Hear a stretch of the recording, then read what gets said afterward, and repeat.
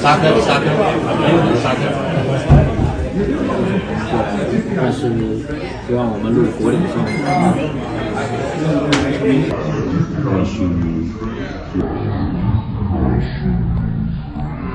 希望我们入国领上。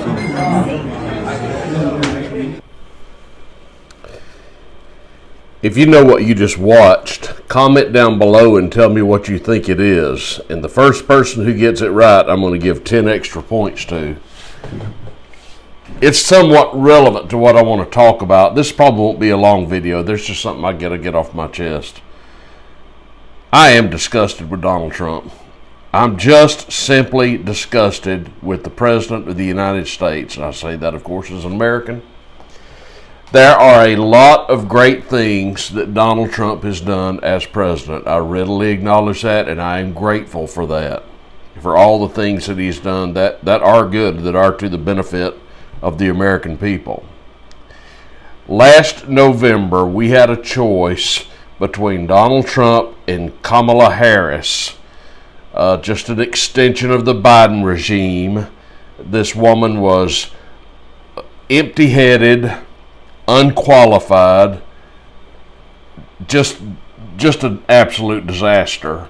Not qualified to manage a Subway restaurant, if you ask me, and here she was running for the presidency. And we could not afford to have her sitting in the Oval Office. No matter how you felt about Donald Trump, there was obviously no choice. That said, millions and millions of American people who voted, who shouldn't have been voting, voted for Kamala Harris. By the way, don't you think voting is too easy in America? I have said this for years. You know, the Democrats are famous for talking about Republicans suppressing voters and all that, which is utter nonsense. Republicans have never done such a thing. You can't suppress people from voting. But I've maintained that we should, which is to say, it's far too easy to vote. I would have some requirements in place prior to allowing anyone to cast a ballot. Obviously, you have to be a citizen, but I think you should have to pass some kind of a civics test to prove you know what on earth is going on and how a country is run. That's just for starters. I mean, you know, I'm tempted to say, if you're not a taxpayer, you shouldn't be able to vote, because if you ain't got no skin in the game, I know this much, when Fortune 500 companies have their shareholders meeting, only the shareholders get a vote for obvious reasons. So I don't think everybody should be voting in the country regardless of their age. Right now, if you're 18 and got an ID, you can pretty much vote. And I think it's far too easy. I really do. Maybe we should raise the age and add some requirements in there and just make voting mean something. There's a lot of ways you could go here. You've got to be a citizen. You got to be of a certain age. You've got to pass a civics test just to show that you know what's going on. I don't think that's too much to ask. And we could debate whether or not only taxpayers get to vote, or property owners, or what have you. Or maybe you could say, if you're a taxpayer or a property owner, you get 2 votes. I mean, people who mooch off of government at the expense of the taxpayers, why should they be getting the same say in our elections as people who just pay taxes but don't take anything from government, from the taxpayers? Does that seem fair to anybody? Or am I being cruel and heartless? Anyway, that's not what I want to talk about. While I acknowledge all the good things that Donald Trump has done, and he has done some good things, he has tackled the illegal immigration problem head on, and I give him credit for that. He has dropped the ball in so many other areas, with particular regard, folks, to foreign policy, where he has been an absolute, unmitigated disaster and a continuance of the Biden regime policies, with particular regard to, of course, Russia and Ukraine. When it came to Israel and Iran, not even sleepy Joe Biden did what Trump has done, which is meaningless. He didn't really do anything. We were told different, but not much was really done.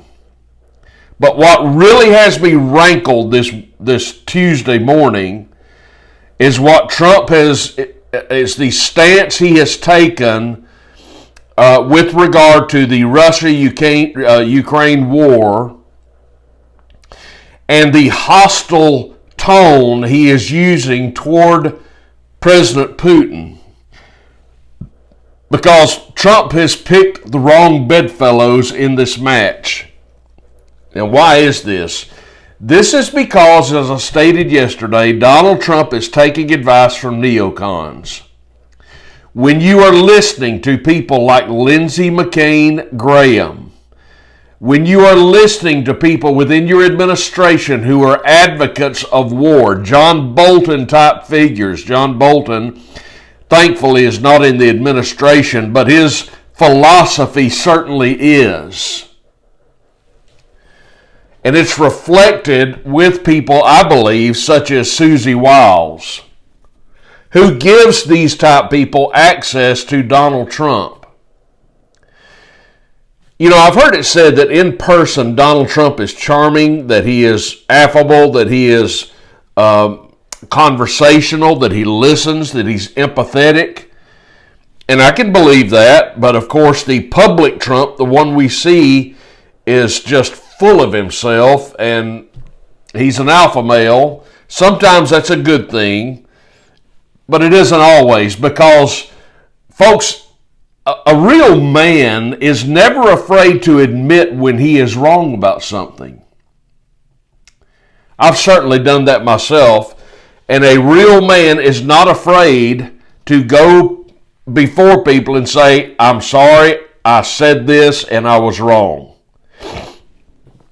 I don't think you've ever, I believe there's no way you could possibly show me any evidence of Donald Trump apologizing for something he said that was shown to be wrong, or Trump even coming before the cameras and just saying, I said this yesterday and I was wrong. Of course, it happens all the time that Trump will say this on Monday and he'll say something completely opposite on Tuesday. It happens all the time. But a good leader is not afraid to show that he's human, is not afraid to set his ego aside and say, I believe this, but I was wrong. And here's why I was wrong. And here's why we need to revisit this particular issue and move forward from there. No matter the cost, no matter the expense in terms of human life or taxpayer money, Donald Trump thus far refuses to reverse his present course with regard to Russia and Ukraine. Now, we heard something completely different before he was elected last November. We heard Donald Trump talking about stopping the war.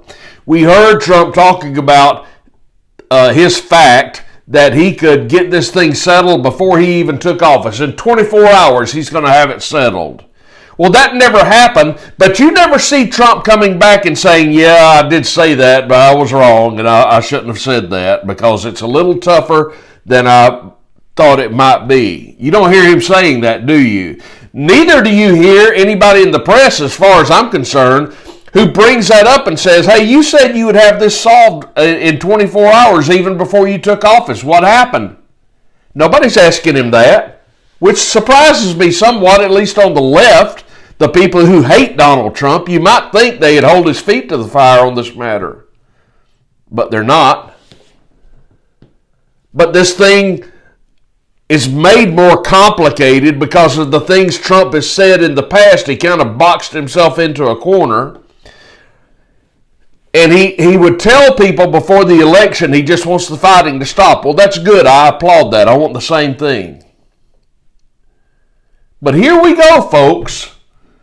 As soon as Donald Trump takes office, apparently he just forgets everything he ever said about the war with Russia and Ukraine and just reverses course and says, no, instead of all that, I think we're just going to keep doing what Joe Biden did, because that's exactly what he's doing.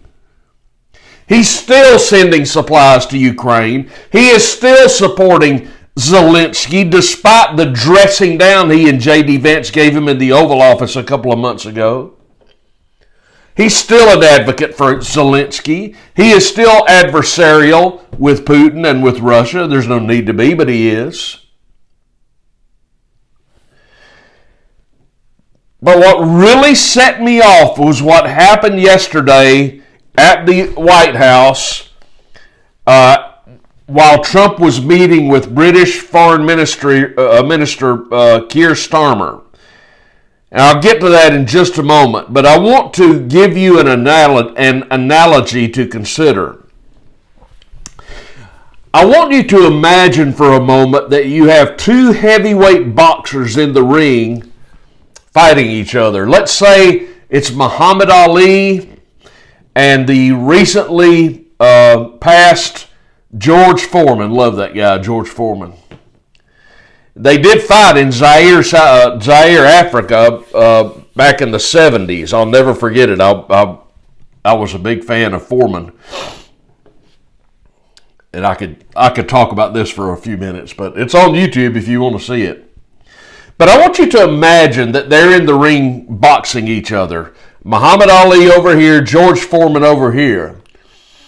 And they're well into the fight, maybe the 6th or the 7th round. They're just going at it, toe-to-toe. The crowd is chanting, cheering for their favorite. And all of a sudden, out of nowhere, I decide to get up into the ring, just a spectator, just a fan who somehow eludes the police, and I climb up into the ring while the two fighters are boxing each other. I grab a microphone and I say to the two boxers, okay, I'm giving you guys 2 more minutes to settle this once and for all and end this fight. Because if you don't, then I'm going to do something that's going to negatively affect one of you. Now that sounds absolutely ludicrous, doesn't it? Of course, I would be arrested and taken away. But both fighters in this analogy would perhaps stop for a minute and look at me, look at each other, look at me again, look at the referee, look at me again, and at least one of them would say, "Who are you? Who are you?" This unknown guy who comes out of nowhere, steps up into the ring while we're boxing, grabs a microphone and threatens us and tells one of us to stop fighting right now or else. Who are you? Who invited you into the ring? Sounds ludicrous, right? It is ludicrous. But that is exactly what is happening right now with Russia, Ukraine, and Donald Trump. This is what Donald Trump said yesterday at the White House in the presence of UK Prime Minister Starmer. He said this, and I quote, "I'm disappointed in President Putin. I'm going to reduce that 50 days that I gave him to a lesser number because I think I already know the answer, what's going to happen." When they went inside and sat in the Oval Office, he added this, and I quote, "I'm going to make a new deadline of about 10 or 12 days from today. There's no reason in waiting. No reason in waiting. I want to be generous, but we don't see any progress being made," unquote. Now, he is talking about this threat of this threat that he made toward Putin that the fighting must end in 50 days. He said this last week, that he has informed President Putin that the fighting must end in 50 days. There must be a ceasefire in 50 days. Got that? Now he's saying, I'm tired of waiting. Now there's going to be a new deadline of 10 or 12 days before there must be a ceasefire. To which I am thinking, somewhere inside the Kremlin in his office, Putin is looking at this, laughing and saying, who are you? Who are you? In his Russian language, Putin is probably saying, you're threatening me to stop within now 10 or 12 days, or what? Or what? Who are you? This is like Jack and the Beanstalk and Jack putting up his dukes to the giant. You better stop. You better stop. Putin has got to be laughing his ass off, folks. I don't adhere to your mandated ceasefire in 10 or 12 days, or you're going to do something. Ooh, you got me scared, Mr. Trump. Donald Trump does not have the moral authority to do anything. None. He doesn't have the authority to do anything. With each passing day, Donald Trump and the United States, with regard to Russia and Ukraine, is less and less and less of a factor. I have said, if Trump wants to attempt to play peacemaker between the two warring nations, I'm all for that. Go right ahead. That's fine. But for you to go in there with metaphorical guns blazing, saying, by George, there's going to be a ceasefire in 10 or 12 days, Mr. Putin, or else, Donald Trump is just going to be laughed out of the room. You're in no position to make a demand, sir. You don't have the moral authority to make a demand. While you do the bidding of Benjamin Netanyahu and you stand by and do nothing while he continues committing genocide and ethnic cleansing in Gaza.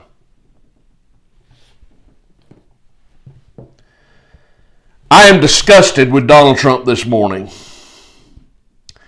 He does not have, this is almost comical, folks. Now, what he is saying, I assume, is simply this. He's basically saying, if there's not a ceasefire, why, by George, something bad's going to happen. He's like the parent who wants to discipline a child, but they're not quite sure how. You better be home by 11 o'clock, or what? Well, something will happen. Well, I'll do something. I'll do something. That's Donald Trump. There better be a ceasefire in 10 or 12 days, or by gum, I'll do something. And Putin has got to be saying, well, what are you going to do? What are you going to do? More sanctions? The sanctions are not going to affect us. What they will do is push us further into the arms of China and India. Is that what you want, Mr. Trump? All because of your damn ego, because you've got to be right. You've got to be the dominant male here, but you're not. You are not. You're acting like you are the power broker here. You are not. You are in no position to make demands of anyone. Just like my boxing analogy, they'd haul me out on a rail. I don't have the authority to get into the ring and tell anybody anything. And Donald Trump does not have the authority to tell Vladimir Putin anything. Wouldn't it have been far better if Donald Trump could have extended a hand of friendship to Putin and just said, I wish you all the best. We're out of this thing. We're just going to tend to our own domestic affairs in the United States because Lord knows we got enough to deal with. Let's just be friends. Let's just be buddies. Let's just not be adversarial. Would that not have been better for all concerned? Particularly since this war in Ukraine is none of our business.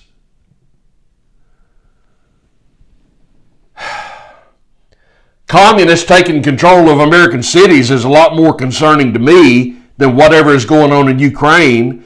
What Karen Bass is doing in Los Angeles is far more concerning to me than anything that's happening in Ukraine, or this looming Muslim Marxist that's about to become the mayor of New York, apparently, or the other Muslim that's apparently going to become the next mayor of Minneapolis, and we're just sitting on our hands letting it happen. Apparently, from what I can tell, Somalia is pretty much taken over Minnesota. What the hell is going on? And Donald Trump is more concerned about Ukraine? By the way, regarding Minneapolis, I meant to talk about this a week or two ago. Minneapolis had this limp-wristed, white, liberal man as mayor who did everything in his power. He bent over backwards to accommodate the Somali Muslims who have infiltrated this state. Because he was thinking, well, if I'm really nice to them, if I go to their parties and their celebrations, then they'll like me. They'll like me and they'll vote for me. Don't work that way. You cucked on them, buddy, and they're saying, get out, we want one of our own. Didn't work for him at all. Now Minneapolis is going from bad to worse, were that possible. But it's problems like this that the president needs to be addressing. Not what's happening in Ukraine. We have spent so much time, so much energy, so much money, so much equipment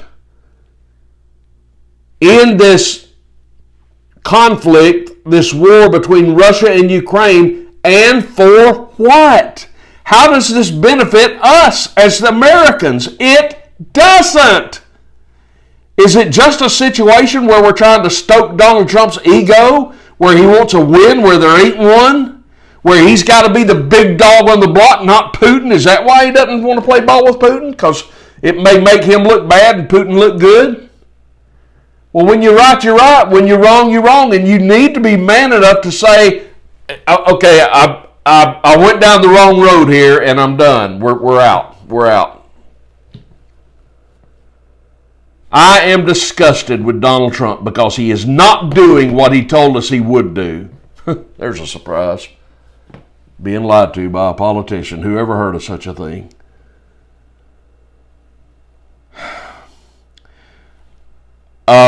So I guess in 10 or 12 days, Putin does not dance to Donald Trump's flute. Donald Trump is saying to Putin, you're going to do this within 10 or 12 days or else. And Putin is just saying, okay, whatever it is you expect me to do, it ain't going to happen. And it's just going to anger Trump even more because he's like a little bully that can't get his way. Okay, then I'm slapping more sanctions on you. Okay. And Trump is just going to have to continue crawfishing. You would think he would be more intelligent than this. You would think, as successful as he has been in business, that he would know when to cut tail and get out. Just get out. Just get out. Leave it alone. And then spin it however you want to. You can say whatever you want if you're just trying to save face. But just get out of the... There is no win for you here, Mr. Trump. There is nothing for you to gain here. You are not going to trump Putin. It's not going to happen. Russia is going to win this war, and you can slap any sanction you want on them. It's not going to matter, sir.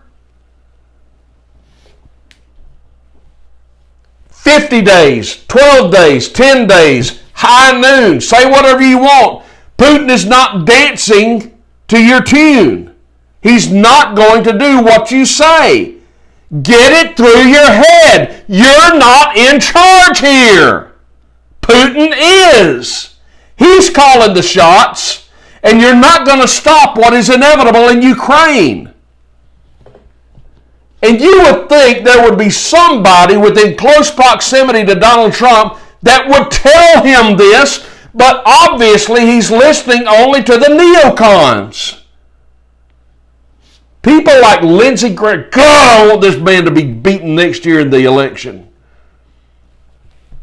There's nobody I want out more than Lindsey McCain Graham. He is an absolute bloodthirsty, war-loving neocon disgrace. All he wants is war, perpetual war. And if you talk about nuclear war with Russia, he just comes unglued. That's his dream. These people are sick in the head, folks. They're sick in the head. There's something wrong with them. But you would think Donald Trump is more intelligent than this. There is no win here, sir. You can't win. You're not getting your way. You can slap every tariff you can think of on Putin. It doesn't matter. He's not going to do what you say. Don't you wish that Donald Trump would spend 5 minutes with Judge Napolitano or Robert Barnes or John Mearsheimer or the guys from the Duran or Jeffrey Sachs or Lou Rockwell, any of these people, or me, any of these people could explain to him in 5 minutes, sir, this is what's going on, this is what you need to do. But apparently you need to be the last man in the room at the end of the day so he can sleep on it or something. But he is listening to the wrong people. He is getting such god-awful advice, and he's taking it. He's doing exactly what Starmer wants him to do. He's doing exactly what the NATO countries want him to do.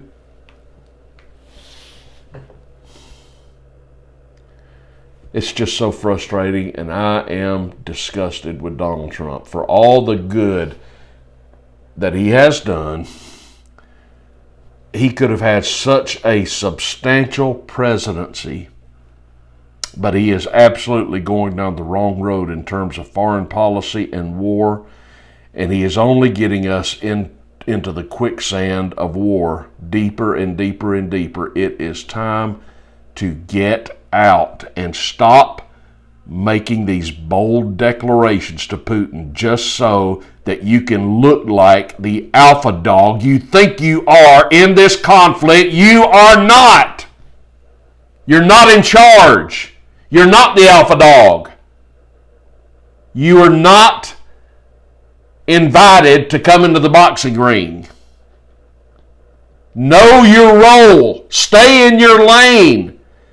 Get your mind back on the problems we're facing in our country and forget this other stuff. It doesn't concern us. Is that so hard? Oh, I am so frustrated with Donald Trump. So frustrated. But that's where we are. All we can do is hope and pray that he will wake up, because he's not going to affect Putin. That is not going to happen. So he's going to have to spin this thing again somehow else. But he's not going to affect Vladimir Putin. Now, what was that opening video all about?